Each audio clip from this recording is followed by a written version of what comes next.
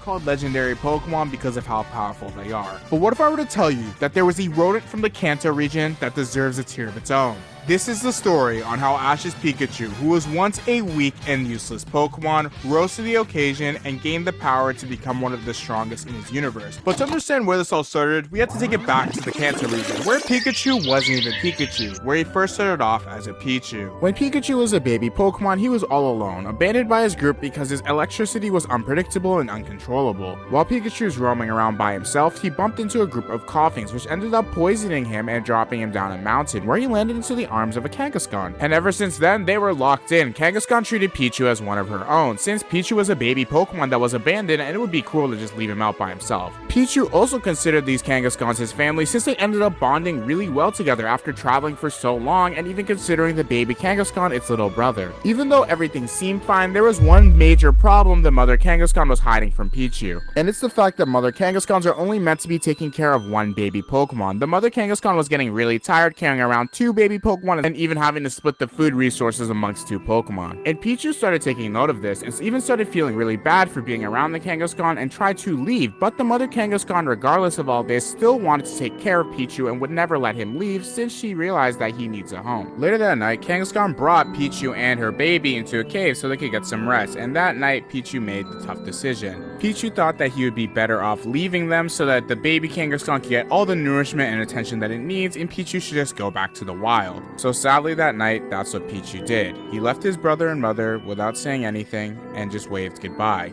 And through all this emotional build-up, the Pichu evolved into the Pikachu that we know and love today, because Pichus evolved through their happiness level and Pikachu was feeling a lot of grave emotion while leaving his mother. So fast forwarding a bit between now and the first episode of the first Pokemon anime, which is about 6 years, Professor Oak catches Pikachu. And on Ash's first day for becoming a Pokemon trainer, he misses the opportunity to get his starter Pokemon and he gets left with Pikachu, and he was held off for a reason. I don't know what Pikachu saw between leaving Kangaskhan and now, but he is very angry and doesn't have the same personality. He's just stubborn and useless and doesn't want anything to do with Ash, and he also gained a bit of weight. On their first adventure, Ash and Pikachu were roaming around and they encounter a Sparrow. Pikachu uses Thunder Shock on the Sparrow, and Sparrow is a sore loser and calls his gang to back them up. And these Sparrows have shooters because the second they caught up to Pikachu, they jumped him and tried to kill him. Even though Ash just met Pikachu, he vows to save Pikachu from this situation, but Pikachu doesn't care about Ash and tries to run ahead but gets jumped even more. Ash picks up Pikachu, who got knocked out by the Sparrows, and jumps down a river so the Sparrows wouldn't follow them. At the end of this river, they end up meeting Misty, and Misty sees Pikachu's condition and says they immediately need a doctor. But in the corner of Ash's eyes, the Sparrows are still chasing after these kids, so Ash steals Misty's bike to try to get away, and I didn't know Ash was cold like this. While Ash is riding this bike, it starts raining and Pikachu is holding on to his dear life. The Sparrows are still chasing this 10-year-old kid and a dying rodent. The Sparrows catch up to Ash and start pecking him, which makes him fall off the cliff and lose the bike. Pikachu also falls off the bike and has no energy left. Ash is out of all his options, except one.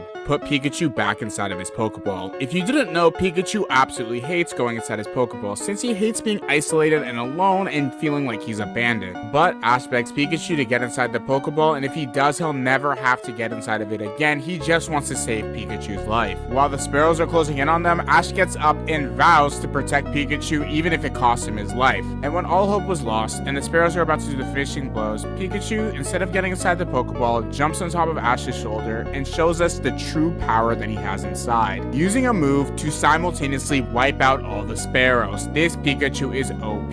In the process of this, Pikachu ended up frying Misty's bike, but when they woke up, there was a rainbow over their head and the legendary Pokemon Ho-Ho was gracing them. And ever since then, Ash and Pikachu were locked in. Pikachu respected Ash and Ash respected Pikachu. From this point forward, Pikachu is Ash's star Pokemon, and they went on to catch loads of friends and defeat Brock to get the Peter City Gym Badge and Misty to get the Cerulean Gym Badge. Pikachu was also very smart versing Brock. Since he had the type disadvantage, he set off the sprinklers, and when there was water all over Onix, he zapped him and won the battle. Everything was looking up until Ash and Pikachu versed the third gym leader, Lieutenant Surge. The star Pokemon of the third gym is Raichu, the evolution to Pikachu. And when Ash went up against his Raichu for the first time, they got absolutely bodied. Pikachu saw the gap in power between a Pikachu and a Raichu. Lieutenant Surge told them straight to their face, the only way they're gonna beat him is by evolving turning this weak Pikachu into a Raichu so he can unlock his true power. When Pikachu was in the hospital after his brutal defeat, Nurse Joy actually came up to Ash and gave him a Thunderstone, letting him know that this is the only way to evolve Pikachu to a Raichu by touching this stone. Ash was left with a pretty tough decision if he wants to evolve Pikachu, but he was going to make it be a group decision and get Pikachu's input.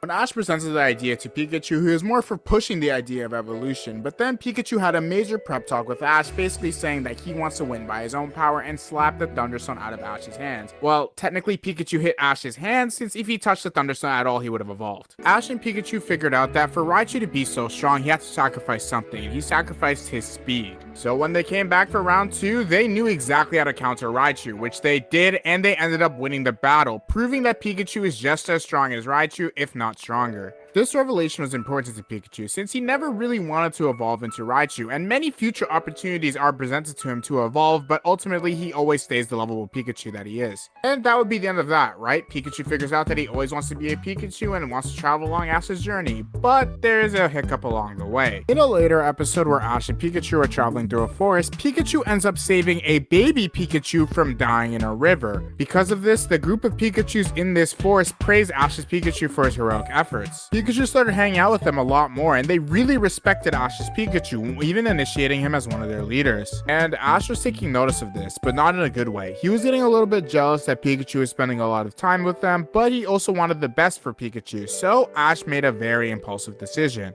That night, without even discussing it to Pikachu fully, he just tells Pikachu he's gonna leave him here so he can spend time with the Pikachus in the wild, since that's where he belongs, and he's gonna leave and continue his journey. Brock and Misty were super confused by Ash's actions, and Pikachu was the most confused, since yeah, he did like the wild Pikachus, but Ash was always his #1 priority. So while Ash was leaving in a pretty emotional scene, Pikachu subverted his expectations by deciding to come along with Ash, and the wild Pikachu ended up saying goodbye to our Pikachu. It was a really heartwarming scene, and it proved that Ash and Pikachu's bond cannot be broken. This was proven even further in the Pokemon movie, where, if you didn't know, Ash died and got turned to stone, but Pikachu and the rest of the Pokemon's tears were so powerful that it was able to dissolve Ash from turning into stone and bring him back to life. After all that, through thick and thin, Ash and Pikachu were able to gather all 8 gym badges so they'd be able to enter the Indigo League while having stalkers on their tail. But I'll make a video on these guys later. After this, Ash and Pikachu entered the Indigo League, and as most of us know, Ash lost it, and he went into a pretty depressive slump. But the only Pokemon that was able to cheer Ash up and make him bounce back from this depressive slump was Pikachu, kind of a full circle of their entire journey, since in episode 1, it was Ash dedicating himself to Pikachu,